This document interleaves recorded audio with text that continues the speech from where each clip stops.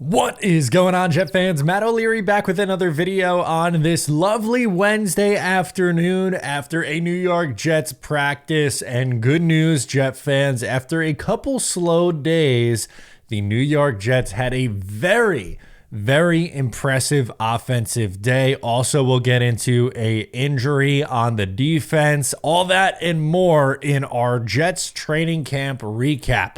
So as I mentioned, a very good day for the New York Jets offense. No Tyron Smith today. It was a rest day, healthy scratch for our guy Tyron Smith. All good there. Lofi came in at left tackle, and to me, it's been very quiet on the Lofi front, which is good news. If you are getting your name recognized or being recognized a lot in training camp as an offensive lineman, usually, not all, but usually that is a bad thing because you're getting beat like a Cherokee drum by an edge rusher more often than not, or getting penalized. Not the case. He's holding his own, so very excited for that for Lofi. Morgan Moses not yet practicing in the team drills. We will keep you updated when that changes.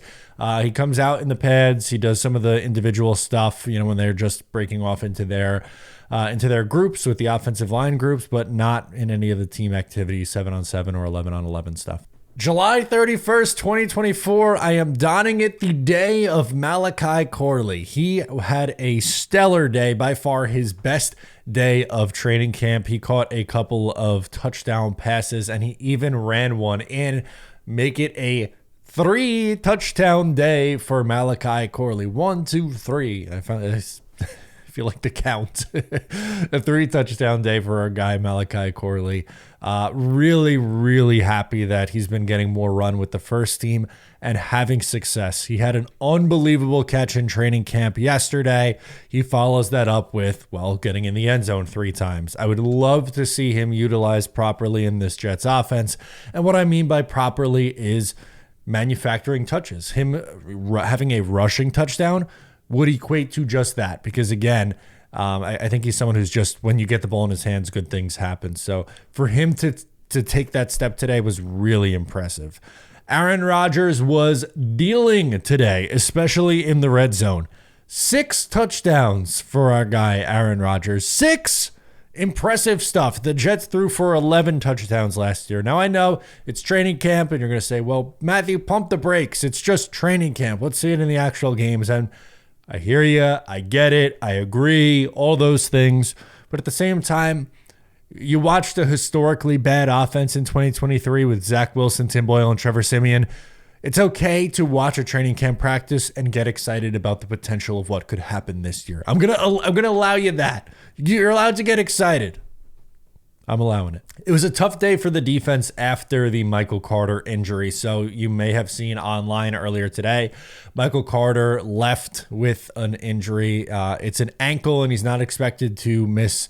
It's not expected to be a long-term thing, according to Robert Saleh, which is fantastic news because we know how important Michael Carter is to this injury, and he is to this team rather, and this defense. And he is also entering a very big season for him. It's a contract year for him. This is last year of a rookie deal. I would like for the Jets to extend him. Him getting banged up at training camp doesn't change that for me.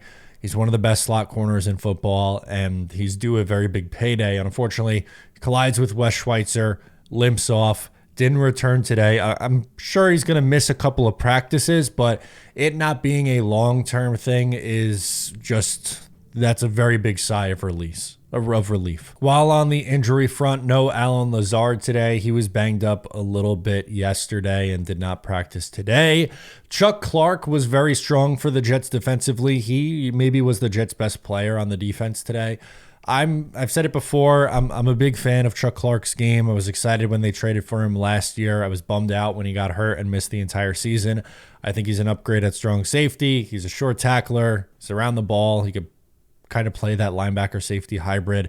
I think he's going to be an upgrade, and I think people are sleeping on him a little bit. Yes, coming off an ACL injury, I get that there's concern with Chuck Clark and how he's going to play this year, but assuming health, which seems pretty healthy, he's had a good training camp so far, I think we're going to all be big fans of Chuck Clark's game with the New York Jets. All right, let's get into the quotes of the day. Aaron Rodgers spoke with the media, and he reacted to him and Garrett Wilson's heated in air quotes, exchanges. I mean, I think there's often appearance versus reality in life and on the football field, and what it appears to be might not always be what the reality actually is, as far as whether or not we're upset with each other.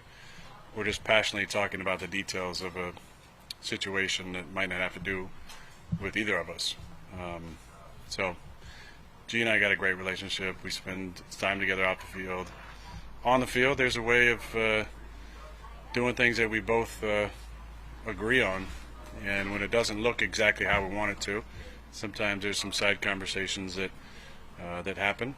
I love those conversations, though. I mean, it's about the details. It's about winning. It's about seeing what he sees. You know, he's got to get on my page, but I got to get on his page too, because he's got a whole book that I need to understand fully of skill set and ability and feel and rhythm and all the different things that he does out there. So those are good conversations.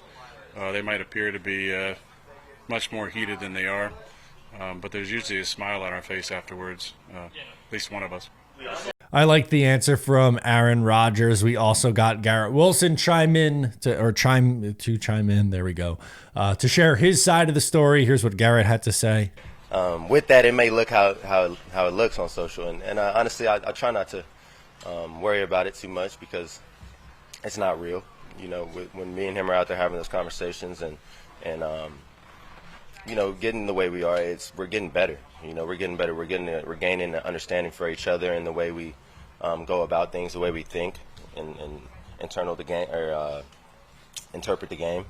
So it's truly enlightening for me every time we have convos like that. And you know, despite how it may look, and just because I am an emotional, passionate guy, so when we lose, and I might look a certain way, but in reality, all those conversations, those things are helping me, you know, to be better for Aaron, because he can make your life real easy. So for me, it's my job to be on my details, and he's been on me about those details. So just making sure I'm checking in with him after drives, after plays, after we, you know, I feel like I left something on the field because I want to fix it, you know.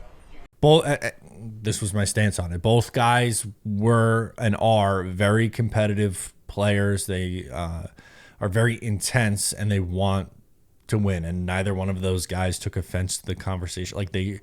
It's just a little bit more animated because they're both very passionate guys. And I'm just laughing at the trouble in paradise. People a little bit worried about a practice on Saturday and a practice on Tuesday, and then Wednesday rolls around. We see the videos come out Tuesday. All the videos making the rounds. There go Aaron Rodgers and Garrett Wilson again.